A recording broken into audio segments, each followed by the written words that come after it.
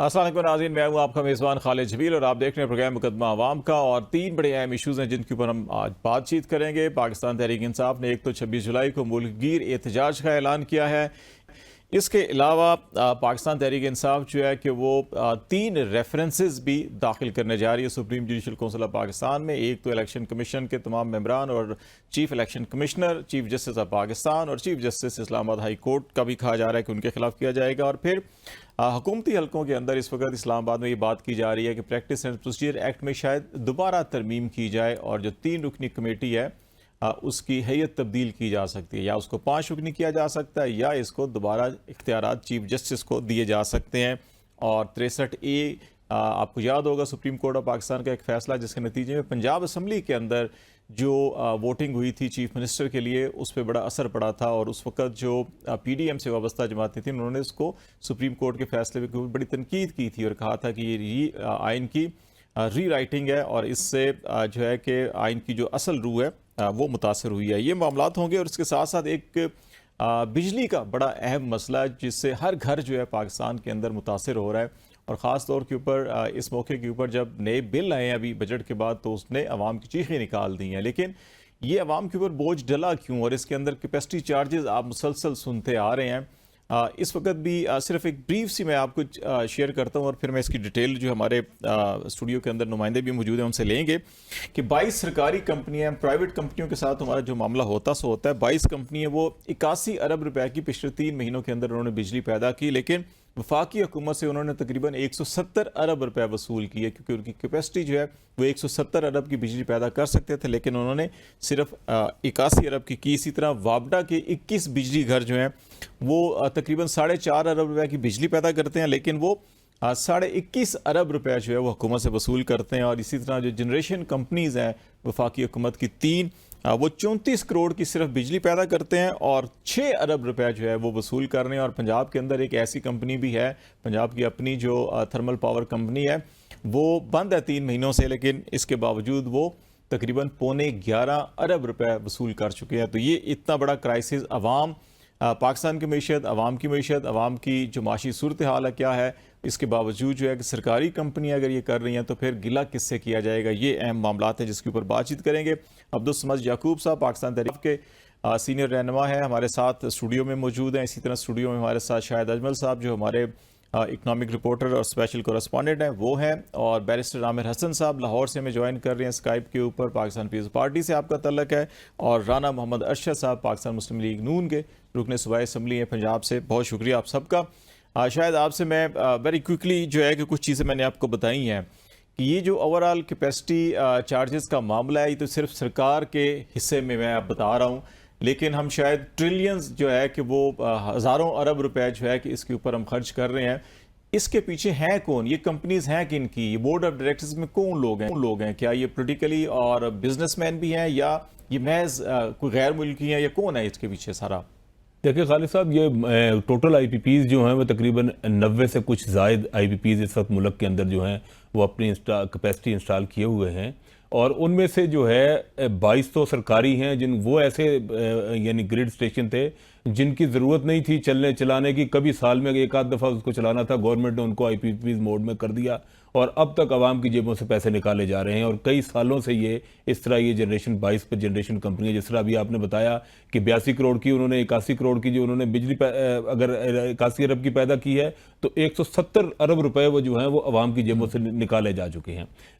दूसरी जो है जो निजी हमारे कारोबारी ग्रुप्स हैं यहाँ बड़े बड़े, और इसमें सियासतदान ख़ास तौर पर जिसमें सबसे ज़्यादा शरीफ ख़ानदान जो है उनके IPPs मोड में 5 उनके जो हैं वो प्लांट्स लगे हुए हैं। इसके अलावा जहांगीर तरीन जो हैं उनका, और इस तरह मखदूम जो ख़ानदान है रहीम यार ख़ान का उनके हैं। और इसके अलावा जो है ये जो हमारे सैफुल्ला फैमिली है उनके IPPs मोड में ग्रिड मौजूद हैं। और इससे हटकर अगर हम दूसरी तरफ जाएं तो बड़े बड़े कारोबारी ग्रुप्स जो मुल्क के अंदर हैं उन्होंने IPPs मोड में ग्रुप बना रखे हैं जिसमें हमारा एंग्रो ग्रुप है, बहुत बड़ा कारोबारी ग्रुप है। इसके अलावा मंशा ग्रुप जो है बहुत बड़ा कारोबारी ग्रुप है। इसी तरह आप दाऊद ग्रुप है। इसके अलावा हम अगर दूसरी तरफ देखें तो जो जिन लोगों ने, जिस बंदे ने भी अपनी शुगर मिल लगाई है या कुछ दूसरी इंडस्ट्री लगाई है, तो उसके साथ उन्होंने जिस ग्रिड को इंस्टॉल किया अपनी जरूरत के लिए, उसको उन्होंने नेपरा से अपनी दरखास्त दे के अप्रूव करा लिया और फिर वो आईपीपीएस मोड में ले गए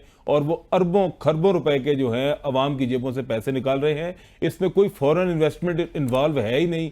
सारी की सारी जो सीपैक से मुतालिक भी कुछ इसमें है जी, इसमें कुछ ऐसे प्लांट्स हैं जो सीपैक से जुड़े हुए हैं या चाइना ने यहाँ पर जो की है, या उसके अलावा जो हमारे एटॉमिक के जो कुछ हैं वो मौजूद हैं। लेकिन उसके अलावा ज्यादातर जो यहाँ के निजी खानदान है वो सारे के सारे कारोबारी खानदान हैं। न्यूक्लियर से वाबस्ता तो 4 हमारे चश्मा के ऊपर है और उनकी कैपेसिटी जो है 80% से ज्यादा प्रोडक्शन वो दे रहे हैं, तो उसमें तो ऑलमोस्ट इतना होता ही है, उसमें तो शायद वो नहीं इतना कर रहे वो भी। और जो जंग बल्लो की का है वो 72% कर रहा है। जी बिल्कुल। इसी तरह मतलब यानी जब हमने इसको देखा पूरी डिटेल के साथ आईपीपीज को और इनको, इनके बोर्ड ऑफ डायरेक्टर्स में आप देखें तो बज़ाहिर आपको मसलन एक ऐसा भी यहाँ प्लांट है लगा हुआ जो बज़ाहिर आपको लगता है कि किसी ब्रिटिश कंपनी ने लगाया, लेकिन जब आप उसको इन्वेस्टिगेट करते हैं तो उसके पीछे से जाके कौन निकलता है, यहाँ का कोई सियासतदान, सियासी ग्रुप निकलेगा या यहाँ का बिजनेसमैन। इसी तरह एक मलाइशियन कंपनी का है, नाम मलाइशियन है, लेकिन जब आप उसके पीछे जाके उसको इन्वेस्टिगेट करते हैं तो यहाँ का एक बिजनेस ग्रुप जो है वो निकल आता है। डिस्काउंट कंपनी इतनी बड़ी कंस्ट्रक्शन कंपनी है, उसने 2 लगाए हुए हैं इसी आईपीपी मोड के अंदर और आवाम की जेबों से वो पैसे निकाल रहे हैं। और ये ऐसे मुआहदे हैं कि जो इंटरनेशनल इन्वेस्टमेंट यहाँ पाकिस्तान में हुई है उसको तो हम नहीं कर सकते कि हम उसको लोकल गवर्नमेंट जो है वो आईपीपीज के साथ भी और इवन जो है कि अपने सरकारी जो है उनको तो कर ही सकते हैं। जरा मैं राना साहब आपकी तरफ आ जाता हूँ कि ये मामला 90s के अंदर बिजली का क्राइसिस था। उस वक्त हमने बड़ी फास्ट ट्रैक के ऊपर ये सारे के सारे पावर प्लांट लिए थे क्योंकि उस वक्त पाकिस्तान की इंडस्ट्री जो है वो अंधेरे में जा रही थी, मुल्क अंधेरे में जा रहा था और शायद उसको हमें रिकवर करने के लिए ये ज़रूरी था। लेकिन अभी ऐसी इतलात भी हैं कि ये कॉन्ट्रैक्ट जो ख़त्म भी हो रहे हैं तो उनको रिन्यू किया जा रहा है ऑलमोस्ट उन्हीं टर्म्स एंड कंडीशंस के ऊपर और दोबारा आगे शुरू किया जा रहा है। तो क्या आप नहीं समझते कि ये इतना ज़्यादा बोझ जो है कि अगर कोई बिजली पैदा भी नहीं कर रहा और वो अरबों रुपए ले रहा है और अगर कोई 5% या 10% बिजली पैदा कर रहा है और वो 100% कैपेसिटी पे ऊपर जो है कि 200 अरब रुपए ले रहा है और ये मेरे और आपके ऊपर बोझ आता है। आप भी लोगों से वोट लेने जाते होंगे तो आपको तो ये सारे के सारे मसाइल सामने आते होंगे। तो कम अज़ कम जो सरकारी हमारी ये जो 22 सरकारी हैं और 21 वापडा के जो बिजली घर हैं इनको तो हम कॉन्ट्रैक्ट ख़त्म कर सकते हैं या नहीं कर सकते? जी बिस्मिल्लाहिर्रहमानिर्रहीम। मैं आपका मशकूर हूँ, अल्हम्दुलिल्लाह रब्बिल आलमीन, अल्लाह ताला की ज़ात का मशकूर हूँ। और मैं समझता हूँ कि आपके जो क्वेश्चन है वो आवाम से रिलेटेड हैं और बड़े अहम इश्यूज हैं और आज का हॉट इशू है और ये आपका पॉइंट ऑफ व्यू बड़ा वैलिड है क्योंकि मैं खुद अवाम का कारकुन हूँ। मैं मुस्लिम लीग नून पंजाब का नायब सदर हूँ और मैं बिल्कुल ये बात आपने दुरुस्त की कि 90 की दहाई में जो हालात थे और उसके बाद या 2010-11-12 में भी ऐसे ही हालात थे जब 15 से 18 घंटे की लोड शेडिंग थी। जी हाँ। और बिल्कुल शबाशी साहब ने आज भी उसका जिक्र किया जब वो जिला मेडिकल सेंटर की इनॉग्रेशन तकरीब से खिताब कर रहे थे। और ये बिल्कुल मैं समझता हूँ कि उस वक्त अगर आप 2090 की दहाई में भी बिल्कुल इशू था और अगर आप 2013-14 में आएंगे उस वक्त 2 इशू थे, एनर्जी क्राइसिस और दहशतगर्दी। जब मियां नवाज साहब प्राइम मिनिस्टर बने तो फिर क्योंकि मैं शबाशी साहब के साथ कैबिनेट मेंबर था पंजाब में, हमने 2013 से 2018 तक ये बिक्की पावर स्टेशन जो 1230 मेगावाट का था बिल्कुल ये एलएनजी से लगाया। उसी तरह हवेलिया बहादुर शाह जंग वाला यूनिट लगाया, उसके साथ कसूर हेड बल्लो की, और जो साहिवाल का यूनिट था 1260 मेगावाट का वो कोयले से लगा। और मैं समझता हूँ कि आज क्योंकि कोयला हमें इंपोर्ट करना पड़ रहा है, वो भी महंगी पड़ रही है, लेकिन उस वक्त एक इशू था कि बिजली आनी चाहिए, इंडस्ट्री बंद हो रही है, इंडस्ट्री बांग्लादेश या दाएं बाएं शिफ्ट हो रही है, वो नहीं होनी चाहिए। और ये मेरा ख्याल है कि आपकी बात ठीक है कि रिव्यू होना चाहिए। और अब जो प्राइम मिनिस्टर साहब ने लास्ट वीक मीटिंग की और उसके बाद फिर उन्होंने ये बात कैबिनेट में भी आई और मिनिस्टर पावर सेक्टर अवैस लगारी साहब से मेरी भी मीटिंग हुई है और प्राइम मिनिस्टर साहब ने मिली है। बिल्कुल, एक तो जो ओवर बिलिंग थी उस पर प्राइम मिनिस्टर साहब ने एक्शन लिया, और अब जो रिव्यू आपने कहा कॉन्ट्रैक्ट्स के ऊपर, सरकारी मैं समझता हूँ 21 है, उसमें भी रिव्यू होना चाहिए। और ये बिजनेसमैन को, जो हमारे मुल्क में बिजनेस कम्युनिटी है उनको, और बिल्कुल जो दिगर ममालिक से कंपनियां आई थी उनको, ये गवर्नमेंट का फैसला हुआ था जिसमें ये इख्तियार दिया गया था। और मैं समझता हूं कि आज वक्त आ गया कि इसमें रिव्यू होना चाहिए, जब भी होना चाहिए। मैं दोबारा जरा आपकी तरफ आता हूं, बैरिस्टर आमिर साहब, आपकी तरफ भी मैं आ रहा हूं कि ये मामला जो है कि सिर्फ गवर्नमेंट सेक्टर की जो पावर प्लांट हैं जो बंद हैं वही नहीं, बल्कि जो मैं पंजाब थर्मल पावर कंपनी की बात कर रहा हूं कि वो 3 महीने से बंद है, लेकिन इवन 10 अरब 64 करोड़ जो है कि उससे वसूल कर चुकी है। आईपीपी जो निजी हैं वो भी बंद है, पड़े हुए हैं, और ये 4 कोई ऐसे हैं कि, और वो तकरीबन माहाना 100 अरब रुपए ले रहे हैं। ये चारों जो है कि वो 100 अरब रुपए अगर माहाना मेरे और आपकी जेब से जा रहा हो, और मैं तो शायद अवाम में इतना कम नहीं जाता, लेकिन आप तो पॉलिटिशियंस हैं, आपको तो आए रोज़ जो है कि अवाम ये सवाल ज़रूर करेंगे जब बिल अब उनके घरों में आ रहे होंगे। तो ये नहीं समझते कि इनको हमने नज़रसानी कर लेनी चाहिए, और इन कॉन्ट्रैक्ट को हमें जहाँ पे सरकारी हैं वो तो खुद ख़त्म कर सकते हैं, वहाँ तो कोई जुर्माने की बात ही नहीं है। जहाँ इवन जो है कि प्राइवेट पाकिस्तानी है उनके साथ भी निगोशिएशन कर सकते हैं, वो भी पाकिस्तानी है, समझ सकते हैं मेरे और आपका दुख दर्द समझ सकते हैं, वो खुद जिस क्राइसिस से गुजरे उनको भी अंदाज़ा है। तो इनके ऊपर हम थोड़ा सा कोई कर नहीं सकते? आपका क्या ख्याल है? बहुत शुक्रिया खालिद जमील साहब, आप ठीक फरमा रहे हैं कि ये सिर्फ बात अवाम की नहीं है। हम खुद अवाम से हैं और ये हर घर का मसला है और प्रॉब्लम है। देखिए, पाकिस्तानी तो हैं, लेकिन पाकिस्तान के अंदर ये जो तबकाती तकसीम है उसके अंदर इतनी सफाकियत आ चुकी है कि अगर मैं कहूँ कि उन्हें समझाया जाए और वो समझ जाएंगे, उनका बुनियादी मकसद ही मुनाफा बनाना है और बेदरेग मुनाफा बनाना है। देखिए, पाकिस्तान के अंदर ये बिजली का बुरान बिल्कुल 90s में हुआ। उस वक्त आईपीपीज आए और जिस तरह ली जा रही थी बिजली वो हम एक्सपोर्ट भी कर सकते थे, एक अच्छा माहौल था, लेकिन इस पे बड़ा प्रोपेगेंडा किया गया। फिर उसके बाद के हालात के बाद छोड़े, आज के जो मसाइल हैं, जो सर्कुलर डेट है और जो मामलात आपके बढ़ते जा रहे हैं, ये आपके बिजली के बहरान जो पैदा हुआ था मुशर्रफ के आखिरी दौर में, और पीपल्स पार्टी को उसका सामना करना पड़ा कि बिजली का बहुत बड़ा बहरान था। हमने उसके लिए कोशिश की कि हम सोलर एनर्जी, विंड एनर्जी, आपको सारा याद हो गया, ये चाइनीज कंपनीज की तरफ जाना चाहते थे। फिर हम लोग इंटरनेशनली कुछ टर्किश, लेकिन उस वक्त इफ्तिखार चौधरी बैठा हुआ था, उस वक्त हमारे दोस्त पीएमएलएन के दोस्त भी उसके जरिए सियासत खेल रहे थे और हमें बदनाम कर रहे थे। वो आपके सामने है मामला, और इन्होंने कोई मंसूबा लगने नहीं दिया ग्रीन एनर्जी का दूसरा। फिर जब इनकी गवर्नमेंट आई तो ये सारे मंसूबे जो आज खुले हैं, जिनका अभी आपने जिक्र किया, जिसमें 5 शरीफ खानदान के हैं, इसके बाद दूसरे मियां मंशा साहब, ये सारे बड़े बड़े ग्रुप जो हैं ये सियासत में भी हैं, बिजनेस में भी हैं, तो उनको तो सियासी लोगों को तो एहसास होना चाहिए कि वो तो अवाम में जाते हैं। तो मैं यही बताना चाह रहा हूँ कि पाकिस्तान के अंदर प्रोपेगेंडा इतना शदीद है कि हमारे खिलाफ प्रोपेगेंडा किया गया आईपीपीज का, और आईपीपीज निकल किसकी रही है, मैं ये बताना चाह रहा हूँ कि मियां मंशा साहब कौन है, किसके साथ ताल्लुक है, आप भी जानते हैं, मैं भी जानता हूँ। और या सैफुल्लाह ग्रुप है, ये दाऊद ग्रुप है, एंड्रो ग्रुप है, बाकी तो बिजनेसमैन है ना।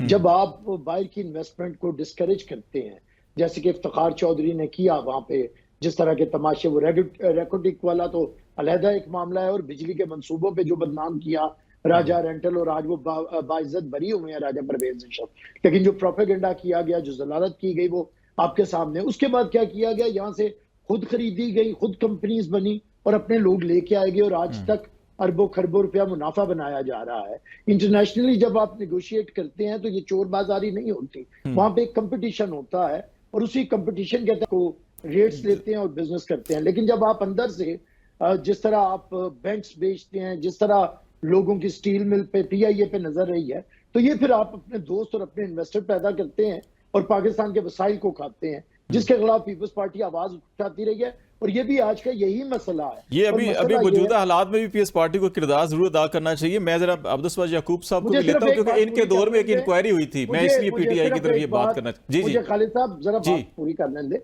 मैं सिर्फ ये कह रहा हूं कि अगर मियां शहबाज शरीफ साहब को गौहर साहब ने, जो फॉर्मर मिनिस्टर हैं, उन्होंने ये चीजें दी हैं और इन तक पहुंची हैं, तो उन्हें अब फौरी तौर पे इस पर नजरसानी करनी चाहिए। ये एक जालिमाना निज़ाम बन चुका है।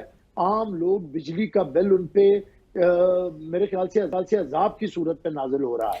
तो इसे अब फौरी रोकना पड़ेगा, इनकी अपनी और इसे रिव्यू करना पड़ेगा, और मेरे ख्याल से कोई मिन्नत का मामला नहीं है। गवर्नमेंट को सख्ती से इस चीज को करना चाहिए। वैसे इजाज गौर साहब को भी याद आ रहा है, वो केयर टेकर सेटअप के अंदर थे उस वक्त, वो भी इसके ऊपर बिल्कुल खामोश रहे। अब्दुल समाद याकूब साहब, पीटीआई दौर में एक इंक्वायरी हुई थी, एक जी अर्शद साहब, मैं जरा ये याकूब साहब से ले लूँ ना, फिर आपसे भी जरा ले लेते हैं इसके ऊपर कमेंट्स मजीद, क्योंकि पीटीआई के दौर में एक इंक्वायरी हुई थी और उसमें भी यही तमाम के तमाम मामला की कैपेसिटी चार्जेस और बड़ा उस वक्त बढ़ रहा था, ये सारा बर्डन बढ़ रहा था। तो उस वक्त ये चीज़ें सामने आई कि जिन लोगों ने तकरीबन 60 अरब की सरमायाकारी की और वो 400 से 500 अरब रुपए जो है खालिस मुनाफा कमा चुके थे, लेकिन वो इंक्वायरी रिपोर्ट भी शायद कई फाइलों के अंदर दब गई और कार्रवाई नहीं हो सकी। तो ये क्या वजह है कि कोई भी हुकूमत जो है कि इतना बड़े बड़े ये स्कैंडल्स हैं, वो जानते बूझते हुए भी अमली तौर के ऊपर कुछ नहीं कर सकते और सारा का सारा बोझ आवाम को बर्दाश्त करना पड़ता है? खालिद साहब, बुनियादी तौर पर मामला तो शुरू हुआ था IPPs का बेनज़ीर के टेन्योर के अंदर, जब उन्होंने, एक अच्छी बात थी, एक अच्छी इंटेंशन थी कि गांव-गांव बिजली जो है वो बेनज़ीर ने पहुंचाना शुरू की थी। मामला उस वक्त के IPPs कॉन्ट्रैक्ट जो थे वो ज़रा लीनियंट थे। अगर हम बात कर लें बाद में जो IPPs के कॉन्ट्रैक्ट हमारे हुए, अब बुनियादी तौर पे यहाँ पे 3 पॉइंट आते हैं कि जो हम IPPs के साथ आप जिस तरह डील करते हैं। पहला पॉइंट ये होता है कि आपने कीमत का तयन का जो एक फार्मूला है वो आपने तय करना है। दूसरा, आपने उनके साथ जो एक शिक, जो बुनियादी शिक थी वो ये थी कि इम्पोर्टेड फ्यूल जो है वो आप उनको प्रोवाइड करेंगे। अब इम्पोर्टेड फ्यूल प्रोवाइड करना, उसका इंपोर्ट करना जब आपके ऊपर जिम्मेवारी आ जाती है और आप अपने सर्कुलर डेट की वजह से, ऑयल के सेक्टर के सर्कुलर डेट की वजह से जब आप या इंपोर्ट नहीं कर पाते, या जब आपको PSO सप्लाई नहीं करता, या आपको LNG नहीं मिलती, तो जाहिर बात है कि फिर ये बात आती है कि तीसरी चीज़ जो है वो उस चीज़ पर डिपेंड करती है कि कैपेसिटी पेमेंट, कि उन्होंने कारखाना लगा दिया, वो आपको बिजली प्रोवाइड करने के लिए कैपेसिटी रखते हैं। अगर हुकूमत नहीं खरीदती तो वो प्राइवेट सेक्टर को तो नहीं बेच सकते। जाहिर बात है कि एक विंड का एक ऐसा लेकिन ये इंडस्ट्रियल ग्रुप सारे वो थे जिनको ये एक इजाजत दी थी कि ताकि आप गवर्नमेंट के ऊपर इन्हिसार करने के बजाय अपनी इंडस्ट्री का पहिया चला सके। ये बैरिस्टर हसन साहब ने जो, आमिर हसन साहब ने जो पॉइंट आउट किया कि ये जो सप्लाई एंड डिमांड का क्राइसिस था, क्योंकि मुशर्रफ ने इसको फोकस नहीं किया था, एंड के ऊपर जाके मुशर्रफ के आखिरी दौर में उस वक्त जिस तरीके से यहाँ पे डॉलर का इन्फ्लक्स, और जाहिर बात है कि जब इकॉनमी आपकी एक्सपैंड करती है तो आपकी जो सबसे पहली चीज़ जो होती है वो बिजली की डिमांड होती है। अब उस डिमांड को पूरा करने के लिए प्रोडक्शन नहीं थी।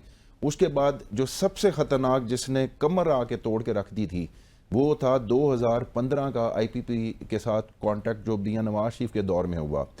अब यहाँ पे बड़े अजीब सी बात यह है कि आज अगर हम तकरीबन 45,000 मेगावाट की प्रोडक्शन कैपेसिटी रखते हैं, जबकि हमारी एवरेज जो पूरे तो 13,000 नहीं, जो पीक की है 30,000 से कभी ऊपर नहीं गई, लेकिन अगर एवरेज निकाली जाए तो 13,000 मेगावाट हमारी एवरेज है। ये सारी चीजें सबको पता है, लेकिन असल चीज ये है कि आपने इंक्वायरी भी की, लेकिन इंक्वायरी रिपोर्ट भी आ गई, लेकिन आप कर कुछ नहीं सकते। इसमें सबसे बड़ा अलमिया, और मैं बता रहा हूं आपको, ये कहना कि चले ठीक है जी, इन्होंने आइडेंटिफाई किया कि ये मलेशियन थे, फलां थे। अभी आपने SIFC के थ्रू जो निगोशिएट किया, सऊदी अरब का जो डेलीगेशन आया, उसमें भी आपने IPP की बात की है कि जी और IPP यहाँ पे लगा दें। यानी कि आपने एक तो उनको सीख नहीं रहे हम, यानी अभी आप 60 रुपए यूनिट पे और छांगला गली में घर में नवाज शरीफ बैठ के जब रोना रोता है कि जी बिजली के बिल ज़्यादा आ रहे हैं और अवाम जो है वो बोझ बर्दाश्त करना पड़ेगा, जब इस वक्त 60 रुपए वो कर रहे हैं, तो उसी के साथ ही अगले दिन ही नेपरा जो है 5.10 रुपए का रिकमेंडेशन भेजता है प्राइम मिनिस्टर को कि जी 5.10 रुपए। नेपरा ने जब भी भेजा कभी उसको एंटायरली तो रिफ्यूज नहीं किया गया, 5.10 नहीं, वो 4.5 का सारा पैकेज खराब होगा, पूरी मईशत जो है कि वो हर चीज खराब हो सकती है। ब्रेक लेते हैं, ब्रेक के बाद वापस आएंगे तो बातचीत को आगे बढ़ाएंगे, हमारे साथ रहिएगा। वेलकम बैक नाज़रीन, बातचीत कर रहे हैं हम पाकिस्तान में कुछ हैं, सियासी बहरान है, माशी बहरान है, और इस सारे बहरान के अंदर जो बिजली का बहरान है वो जल्दी पर तेल का काम कर रहा है। राना साहब, आपकी तरफ मैं आ रहा हूँ, आप भी कुछ ऐड करना चाह रहे थे जब बैरिस्टर साहब बात कर रहे थे या अब्दुल याकूब साहब बात कर रहे थे, वो ज़रूर बिजली के क्राइसिस के ऊपर बात की जाएगा। आपकी पार्टी में अंदर भी इस चीज़ के ऊपर आपने खुद भी अभी कहा कि आपको रियलाइजेशन है, अभी अब्दुल याकूब साहब कह रहे थे, मियां नवाज शरीफ साहब को ये रियलाइजेशन है, शहबाज शरीफ साहब आज ये कह रहे थे कि अच्छा उन्होंने वादा कर लिया था सियासी जलसे में जज्बात में आकर, लेकिन जो ज़मीनी हक़ाइक़ हैं वो इसके कुछ बरक्स हैं। ये सारी जो सूरत हाल है उसमें आपकी पार्टी के अंदर बहुत से लोग नाराज़ भी दिखाई दे रहे हैं कि जो एक के बाद दो, एक तो पूरी चलें, वो शायद खान बाई साहब इलेक्शन से पहले ही मेहताब अब्बासी साहब सारे लोग नाराज़ थे, अपनी पार्टी भी बना ली। अभी भी मियाँ साहब के बड़े करीबी थे किरमानी साहब, वो भी कह कि मियाँ साहब सब ठीक नहीं है, अलग हो गए। ख्वाजा साद रफीक साहब का आज का ट्वीट बड़ा मानी खेज़ है और उसके अंदर इन्हीं मसाइल का सारा जिक्र है। तो ये आप नहीं समझते कि आपके लिए बड़ी सियासी मुश्किलात पैदा हो रही हैं, आपकी पार्टी के अंदर भी ये मुश्किलात आपको नज़र आ रही हैं, तो इससे जितना जल्द बाहर निकला जा सके वो बेहतर है? जी माशाल्लाह, आपने खुद ही इंडोज कर दिया। अल्हम्दुलिल्लाह मोहम्मद नवाज साहब जो हैं वो अवाम के इश्यूज को महसूस करते हैं और अवाम का दर्द जब महसूस होता है तो ये बातें होती हैं। जो कल की मीटिंग थी, बिल्कुल उसमें मियां नवाज साहब, जिसमें पंजाब के सदर राणा सनाउल्लाह खान साहब और चीफ मिनिस्टर पंजाब और हमारी सीनियर लोग मौजूद थे, तो यही पॉइंट जो है डिस्कस हुए। और अगर मियां नवाज साहब मरी में बात करते हैं तो मैं समझता हूं कि वो अवाम की बात करते हैं। पिछले हुक्मरान अयूबिया में बैठकर कहते थे कि हमें क्या अवाम से लेना देना और हमें क्या पता टमाटर का, सब्जी का रेट क्या है, और हमें तो यहां तक वो जो अजलास पार्लियामेंट का कोरम पूरा करते थे वो भी कोई और करते थे या करवाते थे। इसलिए मैं अर्ज करूंगा कि ये एनर्जी क्राइसिस जो है, ये बिल्कुल जो बैरिस्टर साहब ने बात की मैं उसको भी इंडोज करता हूं। पूरे पार्टी के दौर में तकरीबन 6 IPPs बनी लगी, वो भी मैं समझता हूँ अवाम की खिदमत के लिए लगी, और उसके बाद अगर हमने उसमें इजाफा किया है। लेकिन देखना यह है कि जो PTI के दौर में जो खसारा बजट था, या जो आप समझते हैं कि जो IPPs को पैसे दिए गए थे, उस वक्त का मिनिस्टर जो था वो खुद इन्वॉल्व था और एक कमेटी कॉन्स्टिट्यूट हुई, उसकी रिपोर्ट आई, लेकिन उस पर अमल नहीं हुआ था। आज अगर शहबाज शरीफ साहब ने इसमें रिव्यू करने का फैसला किया है तो बिल्कुल अब देखना यह है कि जो हमारे मुल्क के अंदर बिजनेसमैन हैं, उन्होंने अपनी मिल्स या इंडस्ट्री को चलाने के लिए छोटे यूनिट लगाए, उनको हमने ऑन किया, उनसे टर्म एंड कंडीशन तय की, तो उसमें बिल्कुल रिव्यू होना चाहिए। और अगर 60 रुपए आज कोयले वाली बिजली का हमें यूनिट पड़ रहा है तो मैं समझता हूँ ये बहुत ज्यादा है। हमें हाइडल की तरफ जाना है। हमने तो चलो उस वक्त 12,000 मेगावाट के मंसूबे लगाए, लेकिन खैबर पख्तूनख्वा में भी एक गवर्नमेंट थी जिसने 360 वहां पर छोटे डैम बनाने थे, तो एक डैम भी ना बना। आज इशू ये है कि बिल्कुल कीमतों को भी कम करना चाहिए। हमें सबको मिलकर, जो IMF हमारे ऊपर मुसल्लत है, जब 2016 में हमने IMF से जांच छुड़वा ली थी तो फिर साजिश हुई और 2017 में नवाज शरीफ को निकाल दिया गया। आज वही एक साजिश है अवाम के खिलाफ जो 2017 में चलती है। एक इलेक्टेड 2/3 अक्सियत वाले प्राइम मिनिस्टर को बेटे से तनख्वाह ना लेने के जुर्म में निकाल दिया जाता है, कभी किसी प्राइम मिनिस्टर को नाअहल कर दिया जाता है, कभी किसी प्राइम मिनिस्टर को फांसी चढ़ा दिया जाता है। तो अब ये बहुत कुछ हो चुका है। अब हमें इस मुल्क के अवाम के इश्यूज को टेकअप करना चाहिए। ये आप देखें कि ये बन्नू वाला जो वाकया वहां होता है, अवाम अगर ताजर वहां एहतजाज करते हैं, रैली निकालते हैं और वहां मसल्ला अफराद घुसकर फायरिंग करते हैं, तो जो 15 जुलाई को बन्नू में 8 अफवाज पाकिस्तान के बेटे शहीद हैं, वो आपके मेरे ही अजीजों कारब हैं, को बाहर से तो नहीं आए। हमें इन चीजों को रियलाइज करना होगा। हमें खैबर पख्तूनख्वा की गवर्नमेंट अगर हम ऑन करते तो उनको भी अपना रोल प्ले करना चाहिए। सबको बिल्कुल करना चाहिए। मैं समझ साहब कुछ करना चाह रहे हैं कि मैं जरा बैरिस्टर साहब से एक पॉइंट पे बात कर लूं। आधा मिनट लूंगा, आधा मिनट। जी। मैं ये कहता हूं कि जो बिजली की चोरी पर अब फैसला हुआ है, जो सजा रख दी गई है, इंशाल्लाह उस पर एक्शन होगा। जो बिल की कलेक्शन है, पंजाब अगर 95% या 93%। राना साहब, ये बिजली की चोरी या ये लाइन लॉसेस बहुत थोड़ा सा है, ये जो कैपेसिटी चार्जेस हैं ये तो पूरा का पूरा पहाड़ है वजन, इसको कम करने का सोचिए जरा। बैरिस्टर ये बिजली जो चोरी हो रही है उसकी सजा आवाम को नहीं मिलनी चाहिए, ये उन बिजली चोरों को मिलनी चाहिए जो कर रहे हैं।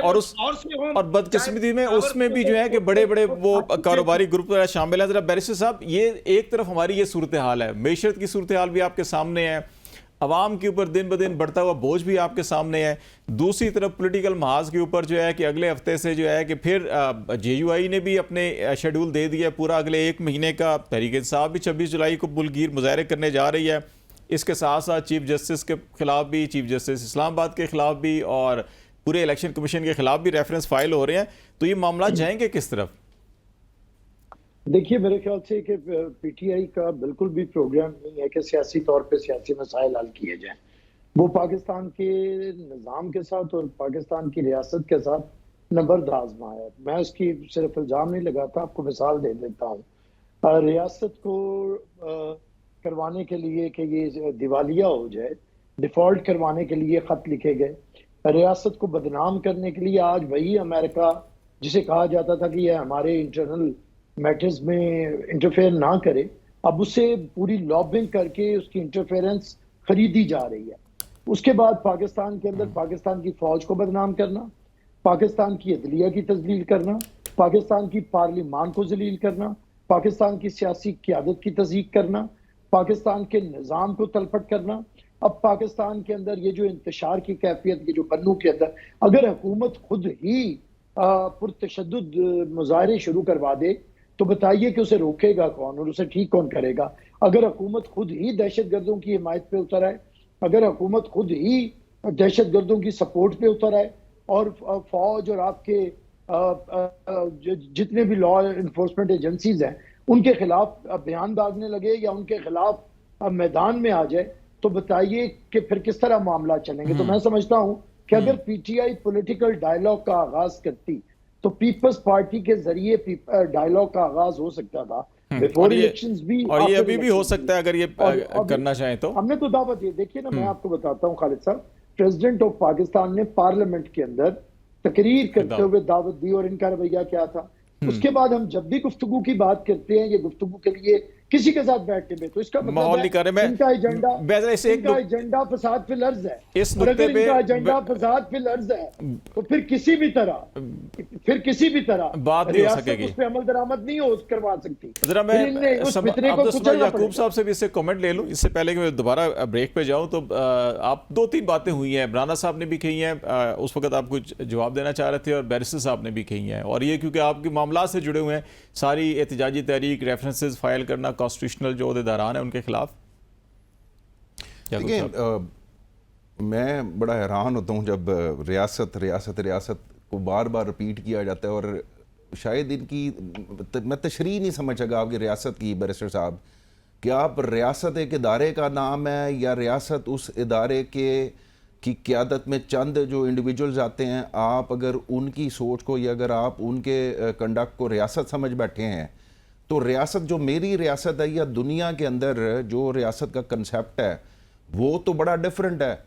वो तो एक स्टेट का जो एक इंडिविजुअल के साथ जो बिहेवियर होना चाहिए, या जो बंदा मैंडेट लेके आया है, या जो आपका एक स्ट्रक्चर, पॉलिटिकल स्ट्रक्चर जो डेवलप होता है, हम विद इन द सिस्टम, मतलब अगर आप ये कह रहे हैं कि जी हमने फ़लाँ किया, but at the end of the day democracy में आप अपना बयानिया लेके जाते हैं, मैं अपना बयानिया लेके जाता हूँ, आप अपने सिंबल के साथ जाते हैं, मुझे इलेक्शन की कैंपेन नहीं की जाती। तो जब 25 मई वाले दिन जो रियासत ने बदतरीन तशद्दुद किया हमारे ऊपर, आपकी ज़बान जुम्बिश में नहीं आती। ये रियासत तो इदारों का किरदार होता है। वैसे रियासत तो अवाम, खित्ता और रियासत के 3 पिलर होते हैं, जिसके अंदर एग्जेक्टिव है, जुडिशरी है, और उसमें एग्जेक्टिव में एक इदारे आते हैं। तो इदारों को वैसे कैसे, वैसे ये ब्रेक भी लेनी है या थोड़ी देर में, तो उसके बाद बैरिस्टर आपकी तरफ आऊंगा। आप जरा याकूब साहब। नहीं, मैं बिल्कुल समझना चाहूँगा कि जब रियासत अपने शहरियों के ऊपर इस तरह से तशद्दुद करती है, या जब ये 9 मई के बाद जो कुछ हुआ, या 8 फरवरी से पहले इलेक्शन में जो कुछ हुआ, जिसकी तफसील बताने की ज़रूरत नहीं है, तो उस वक्त फिर जब आप जमहूरियत के अलमबरदार, इंसानी हकूक़ के अलमबरदार, यहाँ पे आके पीपल्स पार्टी की जो है वो ज़बान क्यों गंग हो जाती है? यहाँ पे फिर जो है वो आपको रियासत सिर्फ उस वक्त याद आती है कि जब जो है अगर हमारा कन्फ्लिक्ट जो है वो किसी डंडे वाले के साथ अगर हमारा कन्फ्लिक्ट हो और हम रेजिलियंट और हम रेजिस्ट करें, जो कि भुट्टो साहब ने भी किया था, तो वहाँ पर भुट्टो का नज़रिया छोड़ के जो है उनके साथ मिलके हमारे ऊपर चढ़ दौड़ते हैं। चले ब्रेक ले लेते हैं। ब्रेक के बाद बैरिस्टर साहब मैं आपसे ही स्टार्ट करूंगा, इस आप कुछ बात करना चाह रहे हैं। दूसरा एक बड़ा अहम मामला जो है कि इस वक्त हुकूमती हलकों के अंदर ये डिस्कशन शुरू हो चुकी है कि प्रैक्टिस एंड प्रोसीजर एक्ट के अंदर तरमीम की जानी चाहिए, कि इस वक्त जो सूरत हाल है सुप्रीम कोर्ट के अंदर बड़े अहम केसेस हैं और शायद हुकूमत को मतलूबा नताइज वहाँ से नहीं मिल रहे। तो इसके ऊपर हम बात करेंगे ब्रेक के बाद, हमारे साथ रहिएगा। वेलकम बैक नाज़रीन। ब्रेक से पहले एक मैं सवाल छोड़ गया था और बैरिस्टर साहब आपकी तरफ आ रहा हूँ। आप अब्दुल समाद याकूब साहब के कुछ कमेंट्स को रिमार्क्स भी अपने कुछ देना चाह रहे थे और कोशिश करेंगे हमारे पास 6-7 मिनट है तो 2-2 मिनट में सारे हम बात कंप्लीट कर लें। बुनियादी सवाल एक यही है कि प्रैक्टिस एंड प्रोसीजर एक्ट में तरमीम होनी चाहिए या नहीं होनी चाहिए? मौजूदा हालात के अंदर ये क्यों बहस शुरू हो गई है? आमिर साहब देखिए, ये तो जब मरहला आएगा उस वक्त हो जाएगी। देखिए, हमारे जो पीटीआई के दोस्त हैं वो जिस बातियत में आके आजकल गुफ्तगू कर देते हैं, गुस्से में, ये गुफ्तगू नहीं है। मैं इन्हें बता देता हूँ रियासत क्या है। रियासत महज अवाम का नाम भी नहीं है और रियासत महज इदारों का नाम भी नहीं है। रियासत तश्कील पाती है इन सबके साथ और बाहमी रजामंदी के साथ जो इदारे बनते हैं उन्हीं से रियासत तश्कील पाती है। मैं इन्हें बता देता हूँ, रियासत वो होती है कि अगर यहाँ पे पाकिस्तान के अंदर आइन देने वाला हो, जिसने पाकिस्तान के अंदर जजों को जिस आइन के ऊपर वो हलफ लेके बैठते हैं वो उसे फांसी भी दे दें, तो हम रियासत को देखते हैं अक्सरियत में होने के बावजूद रियासत पे हमला आवर नहीं होते। रियासत ये होती है कि बेनजीर भुट्टो वापस आए, 30 लाख का मजमा हो, लाहौर एयरपोर्ट से गुजरे, पूरा कैंट रास्ते में आए और बाप को फौजी जनता ने फांसी दी हो तो किसी मेजर से लेके जनरल तक के घर पे हमला नहीं करती। हम सुप्रीम कोर्ट के ऊपर हमला आवर नहीं होते। रियासत इसे कहती हैं। हमारे पास अक्सरियत हो भी, हमारी आईजीआई बना के अक्सरियत छीन ली जाए, हम असेंबली में बैठते हैं। हमें वजीर आजम से 17 सीटें दे दी जाएं, हम असेंबली में बैठते हैं। 2018 के इलेक्शन में जनरल बाजवा के कांधों पे बैठ के और जनरल फैज के जरिए फैशिज्म फैलाया जाए तो हम फिर भी कहते हैं कदम बढ़ाओ इमरान खान। हम तुम्हारे साथ है। चला हम तुम्हारे इसके, मुझे बात पूरी करने दो प्लीज। क्विकली कर ले। तुम्हें अक्सरियत के बावजूद के तुम्हें अक्सरियत हासिल नहीं है, तुम रिग्ड इलेक्शन में आए हो, तुम सिलेक्टेड वजीर आजम हो, लेकिन क्योंकि रियासत को तुम रिप्रेजेंट करते हो, इदारे इस वक्त तुम्हारे कंट्रोल में है, हम रियासत का और तुम्हारा एहतराम करते हैं। हम आग लगाने के लिए फौजी इश्तिहारों पे पहुंच नहीं जाते, हम अदलिया को जलील नहीं करते, हम मुल्क को डिफॉल्ट नहीं करवाना चाहते, हम मोदी की जुबान नहीं बोलते, ठीक हो गया। राणा साहब रीट्वीट्स नहीं करते, हम जनरल राणा साहब आप समझते हैं कि प्रैक्टिस एंड प्रोसीजर एक्ट में तरमीम होनी चाहिए? मैं समझता हूं वक्त और मौके के मुताबिक ये गवर्नमेंट का अख्तियार है, या मैं समझता हूं कि अगर अमेंडमेंट आनी जरूरी है स्टेट के लिए तो उसमें कोई हर्ज नहीं। ये पार्लियामेंट का भी अख्तियार है, ये गवर्नमेंट का भी अख्तियार है, लेकिन यहाँ तो उल्टी गंगा बहती है ना। यहाँ जो साकर निसार साहब ने किया, जो बंदियाल साहब ने किया, सबके सामने है। ये जस्टिस ईसा फैज साहब की ही बड़ापन है कि जो स्टे था बंदियाल साहब का उसको खत्म कर दिया। और उसके बाद आप ये देखें कि ये पीटीआई की सीटों वाला फुल बेंच जो है वो भी तो ईसा फैज साहब ने बनाया था। इनको अप्रिशिएट करना चाहिए। अब ये रेफरेंस लाना चाह रहे हैं, ये हकीकत स्टेट के खिलाफ है। ये एक तखरीबकारी करने वाला ग्रुप है। जब 12 अक्टूबर 1999 को नवाज शरीफ को गिरफ्तार कर लिया था, हमने तो नहीं, उस वक्त भी ऐसा नहीं हुआ जी। जब 2017 में निकाल दिया गया था, हमने तो नहीं शोहदा की यादगारों को गिराया था। गुजरांवाला वाली तकरीर भी जरा उसके कुछ अल्फाज पढ़ दीजिएगा राणा साहब, मुझे जरा भूल गई है तकरीर। ये लोग जो है पीटीआई इंतशार की तरफ चल रही है और प्रैक्टिस एंड प्रोसीजर एक्ट जो है कि वक्त के साथ तरमीम की जा सकती है। अच्छा, मैं अगेन आप जरा जो अदारों के अंदर ग्रुपिंग कर रहे हैं, ये नहीं होनी चाहिए, नहीं होनी चाहिए, तकसीम नहीं होनी चाहिए। आपका टाइम ओवर हो गया। मैं बैरिस्टर हसन साहब को रिस्पॉन्ड कर दूं। देखें, जो आपने जितनी भी बातें गिनवाई है ना, आप कोंडा लिंडा राइस की जाके बुक पढ़ें। आप जो बातें कह रहे हैं ना कि जी आपने हमेशा रियासत को माना, हमने कभी अबू धाबी में जाके जो है किसी डिक्टेटर के साथ मीटिंग नहीं की। हमने जाके जो है वो भाई डिक्टेटर को आप हटाने देखें, के अब लिए आप उसी देखें, की वर्दी उतरवानी थी ना। देखें, अब आप और मेरी बात पूरी जिन्ना सुन साहब लेंगे। ने भी तो लॉर्ड माउंटबेटन ये- से बात की थी भाई, ये जिससे मुज़ाकरात देखें, करते हैं। देखें फिर ये अनफेयर हो जाता है कि जब आप में इतना अदम बर्दाश्त हो कि आप एक बात को अदम बर्दाश्त नहीं, आप गलत हवाले देखिए, मैंने अच्छा चले, आप तारीख के ऊपर ठीक नजर रखें। अच्छा भाई अगर जनरल मुशर्रफ को हटाना है तो मुज़ाकरात करने पड़ेंगे। अब मैंने आप दोनों की दुखती रग पे हाथ रख दिया। मैंने कोंडालिंडा राइस की बुक का हवाला दिया, मैं आपको एक और हवाला दे देता हूँ, मैं आपको एक और हवाला ये देता हूँ, बता दें कि प्रैक्टिस प्रोसीजर एक्ट पे होना चाहिए, नहीं मैं होना बैरिस्टर चाहिए। साहब चलें। आपको एक और हवाला दे देता आज हूँ। सियासी आप हुकूमत है और आप फौज के साथ मुज़ाकरात करना चाह रहे हैं, आप जवाब दें। आप विकीलीक्स जाके देखें, विकीलीक्स के अंदर किसने कहा था कि ड्रोन अटैक्स के ऊपर चले प्रोग्राम का टाइम खत्म हो रहा है। अब इस इशू के ऊपर के पूरा नेक्स्ट वीक एक पूरा प्रोग्राम करेंगे। आप तीनों को जरूर कोशिश करूंगा मैं इकट्ठा करूं। नाज़रीन, आज तक के लिए इतना ही। खालिद जमील को इजाज़त दीजिए। अल्लाह हाफिज़।